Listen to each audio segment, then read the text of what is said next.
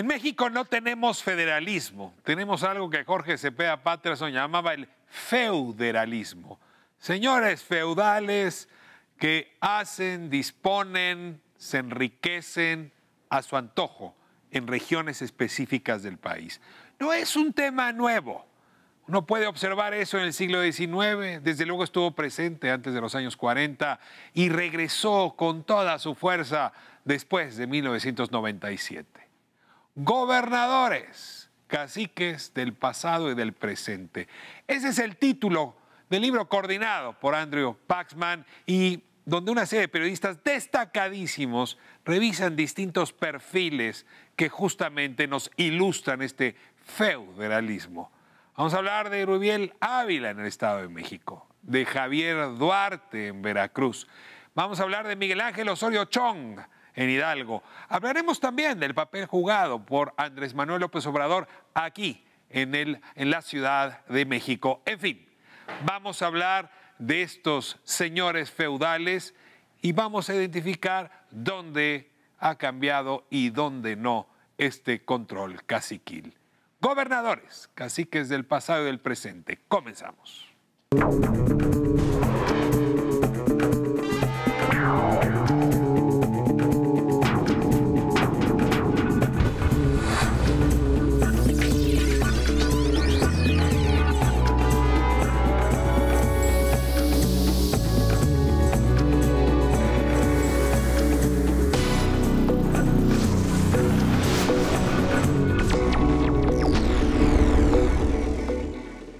Hoy Espiral se viste de inteligencia. Andrew Paxman, qué gusto tenerte aquí. Bueno, mucho gusto estar aquí de nuevo, Ricardo. Este programa ha sido testigo de tu obra.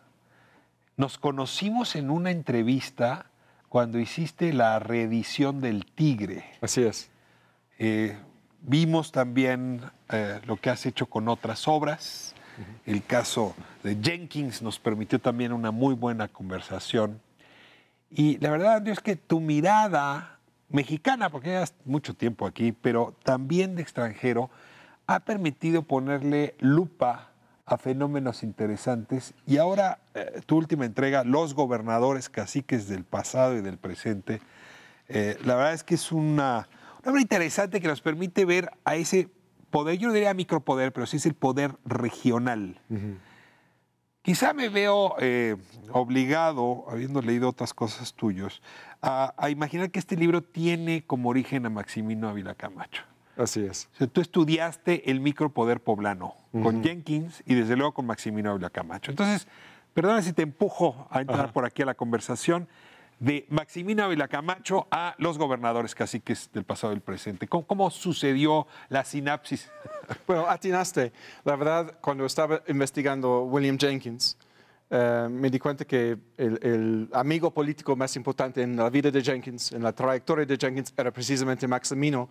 Y era en sí mismo un personaje tan fascinante que yo andaba coleccionando tanto material sobre él que no cabía mucho de ese material en el libro de Jenkins. Entonces tenía este exceso de información, anécdotas, cuestiones de su comportamiento político que quería usar, quería investigar, profundizar, analizar en otro contexto. Maximino Ávila Camacho es personaje principal de Arráncame la Vida. Así es. De Ángeles Mastretta. Y uno pero de tanto más importante que eso, hermano de Manuel Ávila Camacho. Hermano mayor de Manuel Ávila Camacho. Y muy resentido por el hecho de que fue pasado. El hecho de que Manuel llegó a la presidencia y él no. Le afectó eso. Él se creía más inteligente. Más listo políticamente, sí. Y se nota eso mucho en las memorias, las famosas memorias de Gonzalo N. Santos, en que Santos recuerda conversaciones con Maximino e incluso su enojo cuando le informó que el bueno iba a ser su hermano, Manuel. Fue en un momento en que soltó la famosa frase, Manuel es un bistec con ojos. O sea, el que realmente tengo el carisma adecuado y el poder y la inteligencia política adecuada para ser presidente soy yo. Y como soy el mayor de la familia, merezco entrar Los Pinos antes de Manuel. Eso fue su respuesta. Pero no era tan cercano a Lázaro Cárdenas como sí lo era Manuel. No. Era leal a Cárdenas, a pesar de sus diferencias ideológicas. Era muy a la derecha. Era admirador de Mussolini. Pero... Hubiera sido una mala idea que en plena guerra gobernara un admirador de Mussolini, ¿verdad? Bueno, muchos priistas de esa época sí lo eran. Calles también. Ahora, fue dueño de su territorio. O sea, Sí. Puebla podría llamarse Puebla de Maximino, no Así Puebla es. de Los Ángeles. Estableció un cacicazgo que duró hasta los años 60. Nombró los dos próximos gobernadores, los dos consecutivos gobernadores que le siguieron, y también los que siguieron después de su muerte en el 45 en Puebla eran de su grupo, del grupo Ávila Camachista. Ahora, no solamente nombró gobernadores, lo decías con el caso de Jenkins, construyó fortunas. Así O es. sea, la fortuna de Espinosa Iglesias, la fortuna de O'Farrill, la fortuna de Jenkins, es decir, que son las fortunas fundadoras de la Puebla postrevolucionaria, Sí. son hechura y sociedad de Maximino. Era muy típico de varios gobernadores de ese entonces que la retórica era cardenista, pero la acción era favorecer el empresariado. Era alemanista. Sí, exacto. Sí, Que el básicamente. cardenismo A alemanista. pesar de que fueron rivales, sí, eran del mismo cote político, de la derecha, en pro de los empresarios. Y vemos eso en otros estados, en Veracruz, en la misma época con Miguel Alemán Valdés, que es otro de los perfilados del libro. Ahora, presidentitos, déjame plantearlo así, es una época de virreyes, la de Maximino, Gonzalo N. Santos, ¿no? Es una, Sí, sí. Garrido Canaval en Tabasco, ¿no? En fin, lo que tiene son poderes locales muy potentes, Así es. que se fueron diluyendo en el camino. Sí, bajo Alemán, cuando entra Alemán la presidencia, logra controlar los gobernadores y desaloja a los gobernadores incómodos, a varios de ellos, que es una práctica que se nota durante varias décadas después, Sí, hasta la época de Salinas. El presidencialismo se construye en contra del poder local. Sí, hay una centralización del poder a partir de los años 40, muy notable, que a partir de la época de Ernesto Zedillo vemos el proceso en revés. Y ahí entra... Eso explicaría por qué tu libro tiene caciques de antes y caciques de ahora. Así es. Es decir, de Zedillo, con Fox, con Calderón, otra vez la figura local toma fuerza. Sí, sí. Incluso nos atreveríamos a decir que ni siquiera con Peña Nieto hubo reversión a ese proceso. Sigue habiendo caciques muy potentes. Incluso corruptos muy grandes en los gobiernos. Sí, No sé qué va a seguir ahora con Morena, porque como no hiciste ese capítulo todavía, no te lo puedo preguntar. Pero te quiero ahora obligar a esa comparación. Sí. México antes de Alemán, México después de Zedillo, ¿en qué se parecen, en qué se diferencian con respecto al poder local? Pues se parecen en cuanto a un comportamiento caciquil de los gobernadores, por distintos factores. ¿Podrías definir caciquil? Caciquil en varios sentidos.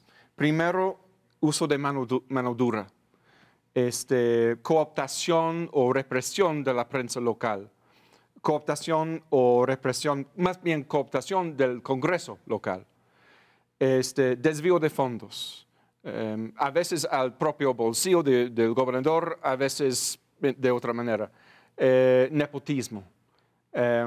Estas tendencias muy marcadas entre gente como Maximino Ávila Camacho, Gonzalo N. Santos, vemos de nuevo a partir de finales de los 90. Nunca desaparece, pero está controlado desde arriba por el presidencialismo. El presidente decide si el gobernador se puede enriquecer o no, si es todopoderoso o no.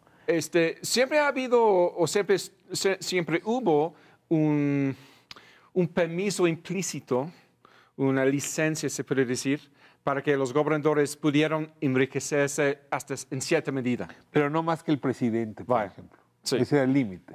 había límites. Y cuando... No era el cielo el límite, eran los pinos. Sí, bueno, se puede decir. Y también el uso político de la violencia represora. Y en momentos en que los gobernadores, uno u otro gobernador, se excedía en el uso de la violencia o en permitir que hubiera violencia represora en su estado, como en el caso de Rubén Figueroa en 95-96, con la matanza de Aguas Blancas, fueron quitados de su poder.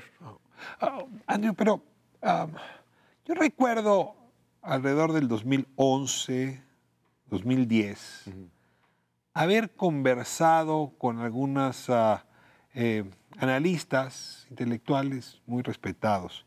Por ejemplo, Héctor Aguilar Camín, quien decía, el problema es que el PRI dejó de gobernar. Y el PRI, ese PRI de alemán, controlaba a los gobernadores. Entonces, durante el panismo vimos emerger a esos caciques. Y advertía, si el próximo presidente es del PRI, y pensaba obviamente en ese momento el exgobernador o gobernador del Estado de México, Enrique Peña Nieto, llega a la presidencia, va a reinstaurar un orden donde esos señores feudales o ese feuderalismo, así lo llamaba Jorge Cepeda Patterson, va a temperarse. Y no ocurrió. No.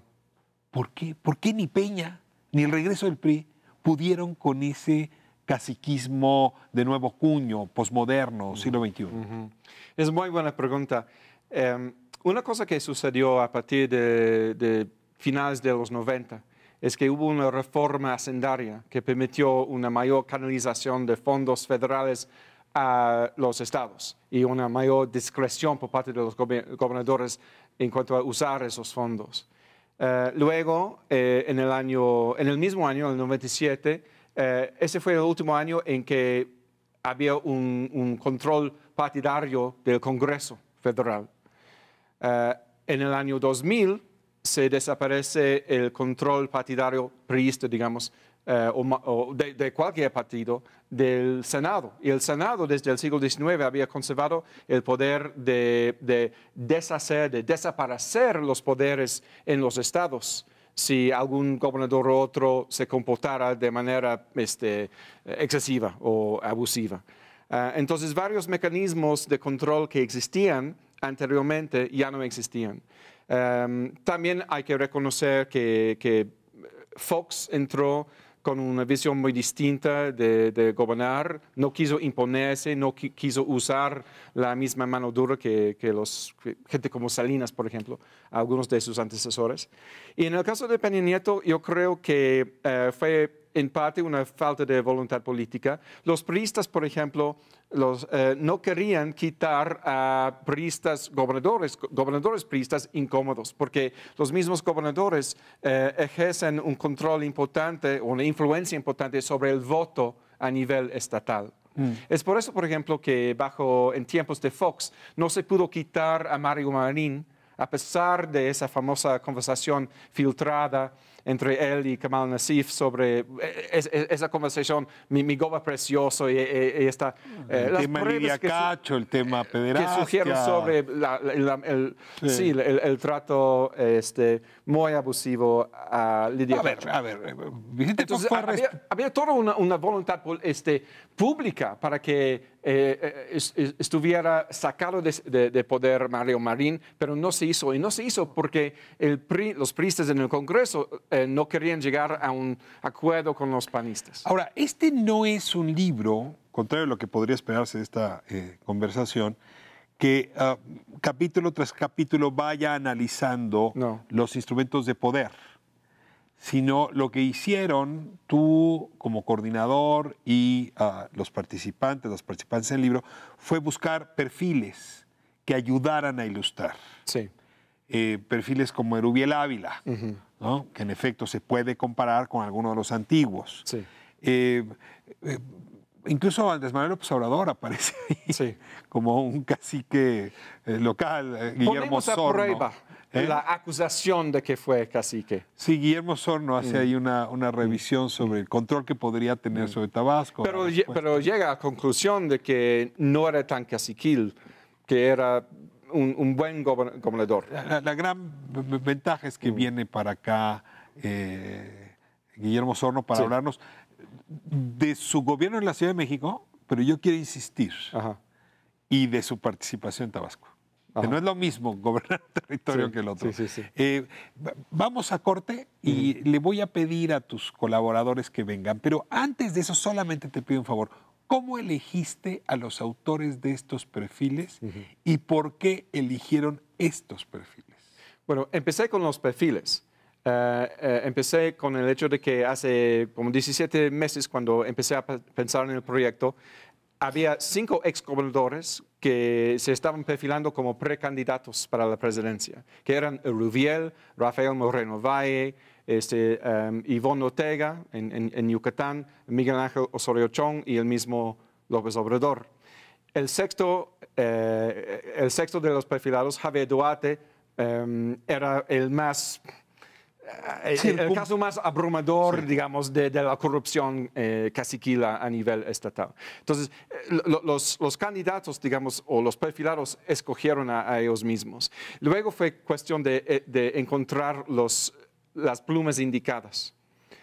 Guillermo Osorno, muy conocedor de la cultura y la historia de la Ciudad de México, era para mí el escritor más obvio para escribir el perfil de Andrés Manuel López Obrador. Lidiet Carrión, que había trabajado mucho sobre los casos de feminicidios en Estado de México, la invité a perfilar a Rubiel. En Ecatepec, que es de donde Rubiel fue presidente municipal. Especialmente. En el caso de Rafael Moreno Valle, escogí o invité a Ernesto Arroche, que es cofundador de Lado B, que es el sitio más independiente en cuanto a periodismo investigativo en el estado de Puebla. Y así iba escogiendo. ¿Quién es más? ¿Quién es más? Está Daniela Pastrana, que perfiló Javier Duarte. Ella había escrito mucho sobre cuestiones de derechos humanos, que por supuesto tiene mucho que ver en el caso de Duarte y los abusos que cometió en ese estado.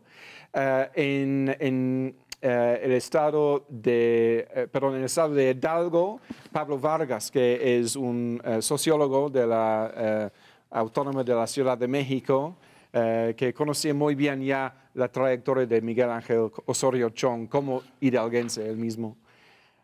Y en el caso de Yucatán, Wilbert Torre, autor de varios libros que tiene raíces, él mismo tiene raíces en Yucatán. Entonces, él sabía muy bien. Me llamó mucho la atención, Andrew, que no hicieras tú el epílogo, sino que se lo entregaras a un campechano ilustre. Sí, a Jorge Javier Romero. Hace tiempo que en realidad vive en la Ciudad de México, pero piensa como campechano. ¿Por qué Jorge Javier Romero en el epílogo? Bueno, yo conozco a Jorge Javier Romero porque en el CIDE Región Centro, donde yo estoy ubicado, en Aguascalientes, sí. Así es. Jorge Javier era profesor invitado durante un par de años, trabajaba con el programa de política de drogas y yo había participado en un par de seminarios de ese programa, entonces lo conocí como una persona de un conocimiento muy, muy amplio de la política mexicana y también tiene el don de escribir. Entonces quería a alguien que no era necesariamente historiador ni periodista, sino que traería una perspectiva distinta a la cuestión del caciquismo de los gobernadores. Entonces es como una contraparte a la introducción que escribí yo de manera más histórica y de una manera periodística también, para dar dos diferentes focos, dos enfoques distintos sobre la cuestión del caciquismo, cómo surgió y qué se puede hacer para tratar de frenarlo. Bueno, pues abrimos a corte en este momento y de regreso, pues algunos de tus colaboradores, Guillermo Osorno, para que nos hable en efecto de Andrés Manuel López Obrador, a Lidiet Carrión, para que nos hable de Rubiel Ávila, personaje interesante, Sí. y a Daniela Pastrana para que nos hable de Javier Duarte. Y desde luego, pues nos tendrás que contar tú cuál es tu mirada sobre el trabajo que ellos hicieron. Muy bien. Seguimos hablando de los gobernadores caciques del pasado y del presente. El libro no nos habla del futuro, a ver si les arrancamos alguna pista de por dónde va esto del federalismo mexicano.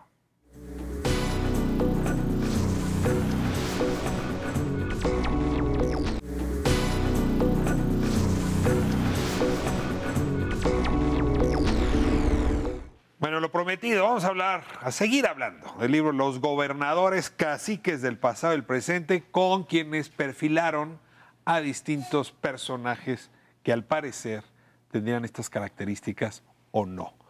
Como es tradición aquí en Espiral, les voy a pedir que se presenten. Comenzamos con Guillermo Osorno. ¿Qué tal? Yo soy Guillermo Osorno, soy periodista y director de Horizontal MX.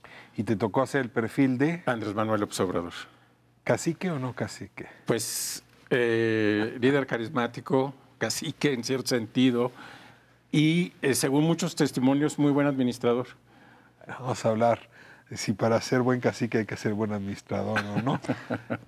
Quizá de los fondos propios sí, ¿verdad? Andrew Paxman, te toca presentarte de nuevo. Soy Andrew Paxman, soy historiador y soy profesor del CIDE, Región Centro, radicado en Aguascalientes, aunque también participo en el programa de periodismo en CIDE Santa Fe. Y digamos, productor, quien ideó este proyecto. Bueno, coordinador del libro Los Gobernadores y quizá si hay un hilo conductor con mis libros anteriores, es una cuestión del uso y abuso del poder por los más poderosos en este país. Te agradezco muchísimo, Andrew, además uno de los grandes perfiladores en este país. Tengo que contar una anécdota antes de avanzar en las presentaciones. Cuando por primera vez me arrojé a hacer un perfil, que fue el del Bester Gordillo, le pregunté a mi amigo Guillermo Osorno que qué libros conocía que me ayudaran justamente a construir esa historia. Y el del Tigre, para mí, fue un libro que me educó sobre cómo hacer biografía. Entonces, este reconocimiento y admiración por Andrew viene de lejos y gracias a ti, Guillermo. Le doy la bienvenida a Lidiet Carrión. Hola, yo soy Lidiet Carrión, soy periodista independiente y editora. Y tienes a Erubiel Ávila enfrente. Sí. Es un gran personaje. Interesante. ¿Lo escoges, como decía Andrew hace un momento, por tu aproximación a los feminicidios o lo venías observando? Bueno, Andrew me invitó por el tema de los feminicidios. Yo estuve cubriendo pues, más de 6 años, casi 7 años, feminicidios y desapariciones de mujeres en el Estado de México. Y fue interesante porque hace mucho que no cubría una cuestión política. Pero pues Catepec es el epicentro ahí, entonces... fue interesante, pues. Y es un doble cacique, ¿no? Porque, a ver, una cosa es ser cacique del Estado de México. Ajá. Y otra ser cacique del Estado de Catepec, porque, bueno, cuando tienes 4 millones de pobladores es una entidad. Claro. Es que más que cacique lo veo como administrador de caciques. Mira. Sí. Esa es una definición, a ver si coincide con alguna otra. Y bueno, le doy la bienvenida a la súper premiada periodista Daniela Pastrana. Me da mucho gusto, Daniela, que estés aquí. Gracias, pues sí, yo soy Daniela Pastrana, periodista hace 25 años. Y... Bueno, di que tu primer reportaje lo hiciste en el kinder, confiésalo aquí entre nosotros. No, bueno, muy contenta porque este año se cumplen 25 años del surgimiento de Reforma y yo soy como de ese equipo como muy original que fue también una escuela para muchos de mi generación en noviembre, entonces son 25 años. Yo salí muy rápido de ahí, pero fue una escuela, entonces... pues sí, son 25 años. Y me tocó hacer el perfil de Javier Duarte. Que es el gobernador más querido que haya tenido Veracruz y el país entero. Algo que me impresionó muchísimo y que discutimos mucho, debo decir que Andrew, aparte de todo, es un editor muy quisquilloso y muy puntilloso, y entonces discutimos sobre un tema que era, pues, cuáles eran como las caras que se le podían ver luminosas. Recuerdo mucho que me decía, hasta los dictadores hacen una obra o tienen algo por lo que los quieren. Y en el caso de Duarte, lo que a mí me sorprendió y que no conozco a otro político así, es que nadie lo quería. O sea, nadie es nadie. No te creo. Sus hijos sí lo querían. Sí, su mujer sí lo quería. No, ella pidió el divorcio ya. O sea, ni sus amantes lo traicionaron, sus mejores amigos. O sea, realmente es alguien que gobernó tan alejado de la gente y tan alejado de la realidad que es muy difícil encontrar a alguien que aún muy cercano de él te puede decir, lo hicimos, ya no, o sea, hay muchas cosas que te pueden decir más o menos, pero no hay como una relación. Este no es un libro de amistosa ni de autoayuda, cariño. pero muy probablemente es que Javier Duarte no se quería ni a sí mismo, ¿no? Probablemente. La primera traición. A ver, estamos en un país cuya historia no le ha servido para resolver las tensiones entre el centro y las regiones. A ver, déjame empezar con Veracruz. Santana es un federalista. Construye su carrera política justamente en contra del poder central. Pero como la frase de los izquierdosos, contra la burguesía hasta que los alcance. Contra el centro hasta que me vuelvo centro. Y esa tensión sigue hoy viva. ¿Vale la pena revisarla a partir de los perfiles? Es decir, de ver cómo funciona Erubiel, cómo funciona López Obrador, cómo funciona Javier Duarte. ¿Qué aprendieron del federalismo mexicano? Creo que es una pregunta tan académica, pero me ayudaría una respuesta a partir del estudio de estos personajes. Quien quiera ver. Bueno, en el caso de Andrés Manuel López Obrador, hasta Mancera y desde Cuauhtémoc Cárdenas, siempre la Ciudad de México sirvió como un trampolín del político en la jefatura de gobierno para aspirar a la presidencia y servía como una manera de construir hegemonía y construir aparato político, etcétera. Entonces la tensión es extraña entre el centro con el centro. Y esa tensión en el caso de López Obrador le ayudó a construir una épica personal que ya venía arrastrando, pero que en el enfrentamiento con Fox se hizo todavía más aguda, que es la épica, digamos, de su lucha contra la mafia en el poder. López Obrador, mientras es jefe de gobierno, tiene que enfrentar dos procesos muy duros. Uno es el proceso de desafuero, que lo convierte en el gran héroe de la izquierda en México en contra del poder del PRIAN, del Revolucionario Institucional y de Acción Nacional. Y por otro lado, tiene que enfrentar un escándalo de corrupción que se ventila en los medios, que es el escándalo de Carlos Ahumada, en donde él denuncia que hay un complot y años después el propio Ahumada reconoce que había un complot, pero López Obrador no se hace cargo en ningún momento de la corrupción de su equipo. Entonces, la tensión en este caso del federalismo es la tensión que hay entre el enorme poder de tener la Ciudad de México y el poder presidencial, y es extraño que sea en el mismo territorio en donde se da esta fricción. Déjame abusar del argumento de Guillermo para seguir en esta lógica. Si yo tuviera una ambición de poder grande y me dieran a elegir entre la alcancía de la Ciudad de México y la alcancía del Estado de México, tomaba la segunda. Tiene más dinero, tiene más posibilidad de construir bastión. Enrique Peña Nieto es beneficiario de ese pugna entre el centro y el centro, porque el Estado de México sigue siendo el centro del país, por no geográfico. ¿Cierto o no? Bueno, sí, efectivamente el Estado de México pues es un estado súper importante, es muy rico, su cercanía con la Ciudad de México obviamente da, y bueno, es el bastión del grupo más importante del PRI, ¿no? Atlacomulco. De hecho, cuando Peña Nieto llega a la presidencia, ahorita nos cuesta trabajo pensarlo, recordarlo, pero era el candidato, era un súper candidato. En el Estado de México lo adoraban, cuando, arrasó con las elecciones en el 2012. Le ganó la candidatura a Peña Nieto. Peña Nieto no se la quería dar a él y se la arrebató para ser gobernador. Sí, pero ganó, o sea, era el candidato. Y lo que pasa en este momento, o sea, lo que pasa ya cuando llega Erubiel, que es en lo que coinciden casi todos los analistas, es que ese poder que tenía, Erubiel llega un poco como por una carambola, ¿no? O sea, había una pugna muy fuerte entre el PRI mexiquense del Valle de Toluca y el Valle Centro, que sería toda la zona conurbada a la Ciudad de México. Y ahí toda esta pugna, el PRI de Atlacomulco no está tan fortalecido, ¿no? Del Mazo era el candidato favorito de Peña Nieto, pero ven que no les alcanzan los números, ahí se mete el Bester, ¿no? Y de repente Erubiel es el ganón.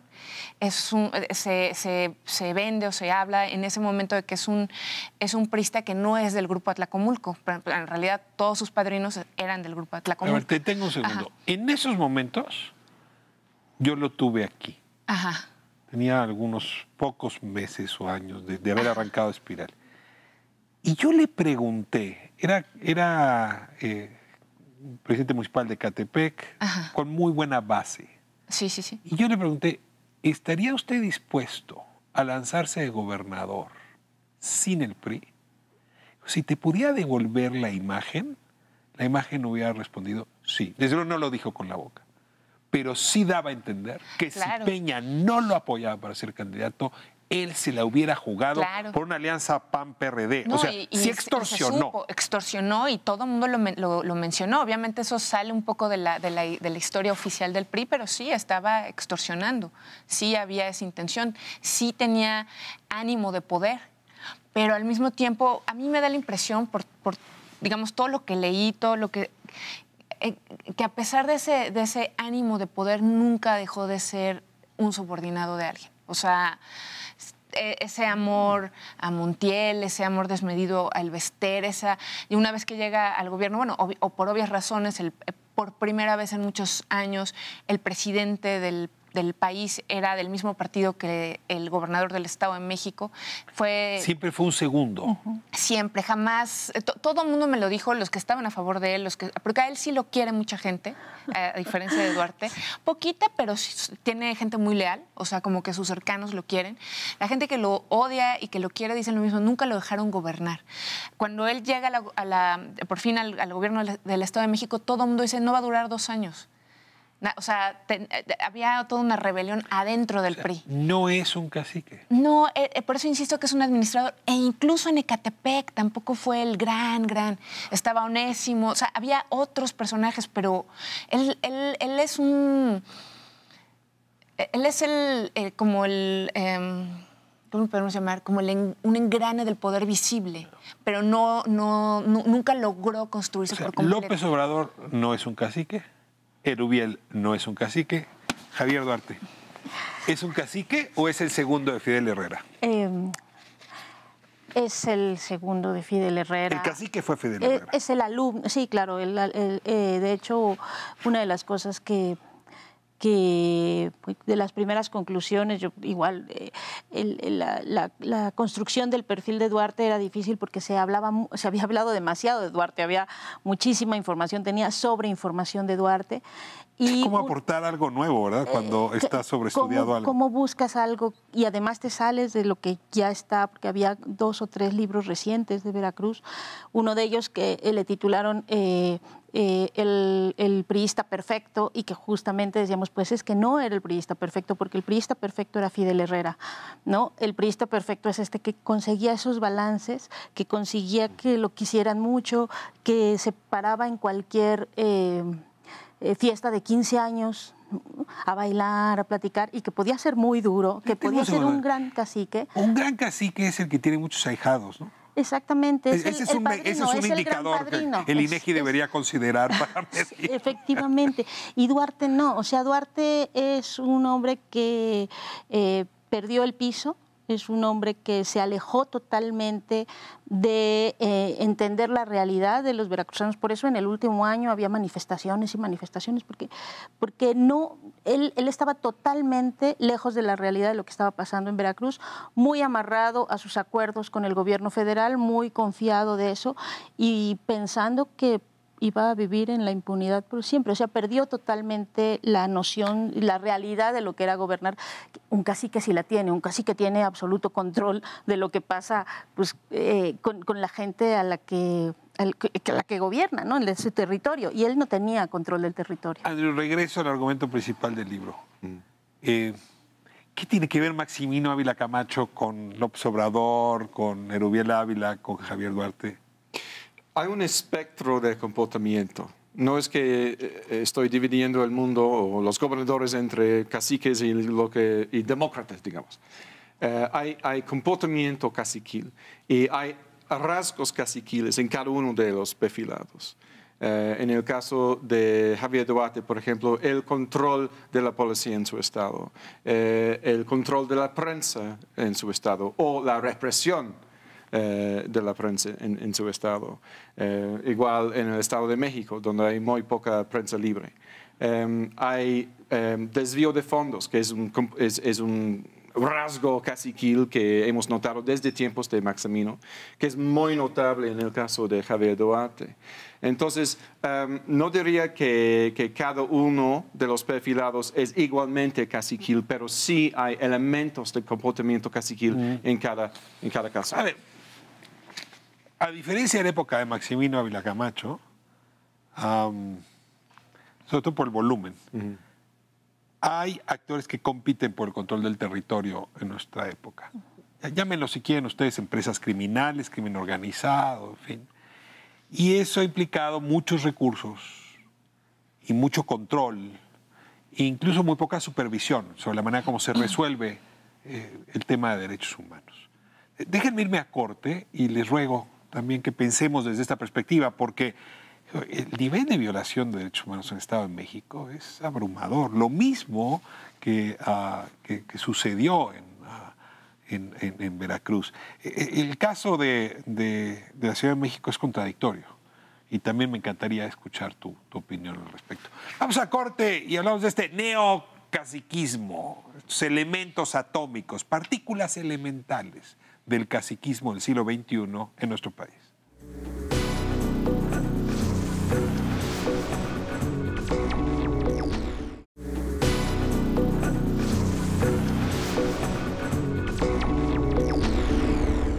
Bueno, estamos de vuelta en Espiral y quería, digamos, tomar estos argumentos de Andrew para ponerle microscopio.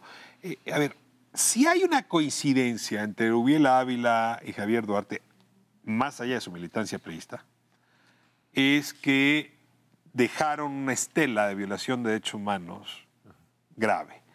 O sea, es muy difícil exculpar a Duarte, digo, no hablo jurídicamente porque todavía no hay pruebas, pero de una relación muy extraña con el crimen organizado, con una policía represora, pero que estuvo al servicio del crimen organizado.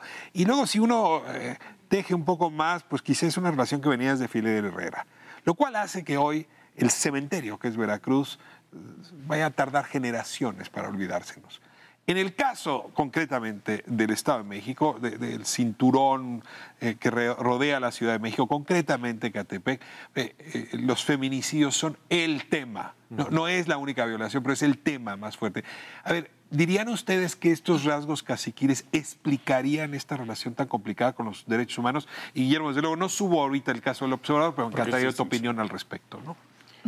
Sí, pero, bueno, por favor. Si puedo empezar con una aportación histórica. Lo que notamos entre los gobernadores del pasado, gente como Maximino, como Gonzalo N. Santos, vivían en un plano moral o ético distinto y se consideraban distinto. Famosamente, Gonzalo N. Santos escribió a la pregunta hipotética, ¿qué es la moral?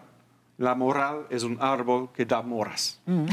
O sea, para él, la cuestión ética no entraba en la ecuación. Era un político pragmático y si gente sufría en su estado, si había abusos de derechos humanos hechos por su propia gente o por él mismo o por terceros, no importaba tanto como el control del orden en el Estado. El autoenriquecimiento es otro factor, es otro, digamos, síntoma de esa forma de pensar, que yo estoy en mi propio plano y los demás tienen que conformar con la ley. Y esto notamos de nuevo en casos como el Rubiel Ávila, que realmente no se siente afectado emocionalmente o moralmente por la gran cantidad de feminicidios en su estado. No es una cosa que le molesta, al parecer.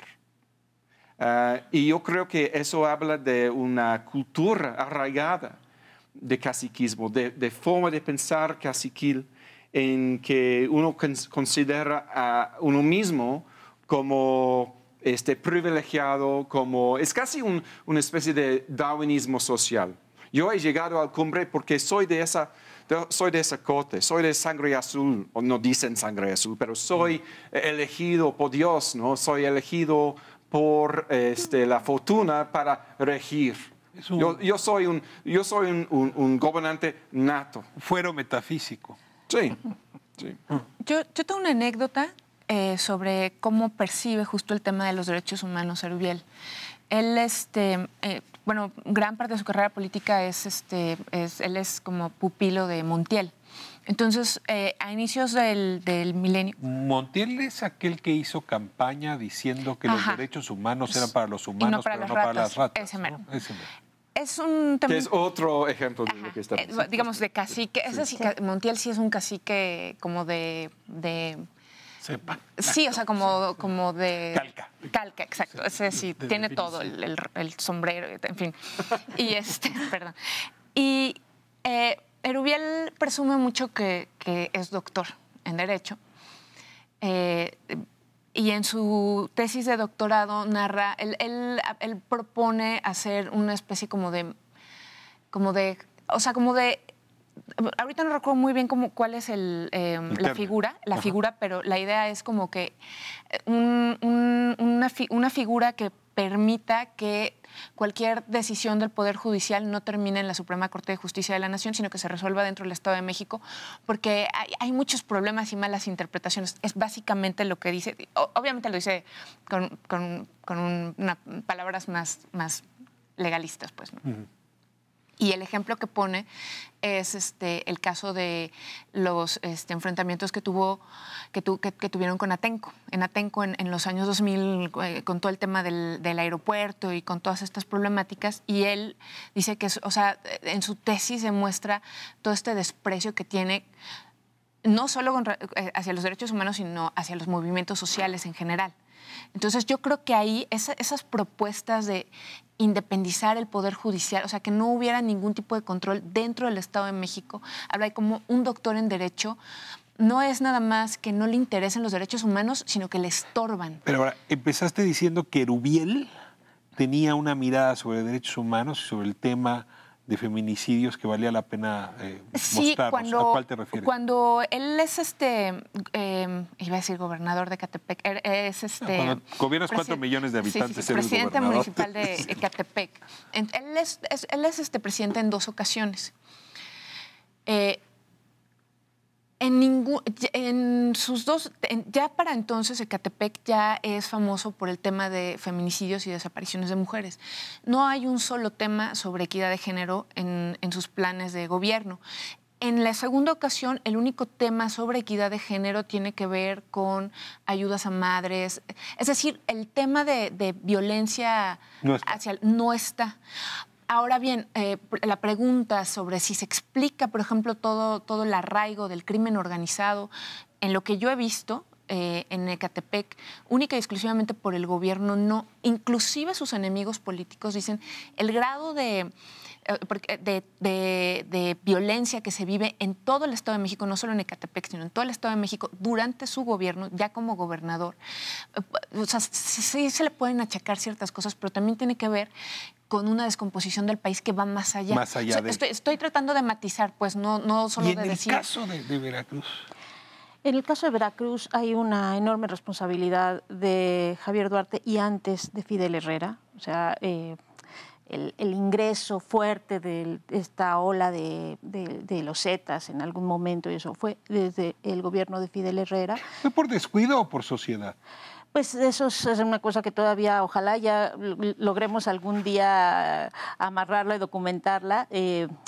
bueno, hay sociedad, hay connivencia entre el gobierno estatal, claramente entre la policía estatal y el crimen organizado. Eso se ha documentado mucho ahora después de que se detuvo a los mandos policíacos, ¿no? Hay testimonios que lo documentan a partir de la desaparición de 5 jóvenes en Tierra Blanca. Se pudo empezar a engranar eso, que era una cosa que todo el mundo lo sabía en Veracruz desde 2012. Yo lo he dicho varias veces, he recorrido este país por todos lados y es uno de los estados, más bien el estado en el que más he sentido este sentimiento como de que estoy en un régimen autoritario. En 2012, 2013 había reporteros con los que yo tenía que hablar a escondidas, guardando teléfonos celulares afuera, haciendo citas secretas que me decían, vamos a hacer un taller de derechos humanos y en realidad es porque íbamos a documentar otra cosa. Ha sido esa sensación de que estamos... Hay una coincidencia de este neocaciquismo con la lucha contra el crimen organizado. O sea, es como si hubieran surgido en paralelo. Andrew anunciaba que tenía que ver con Zedillo, quizá la transición democrática, pero claramente hay una coincidencia. ¿Dónde la ves o cómo te la explicas tú?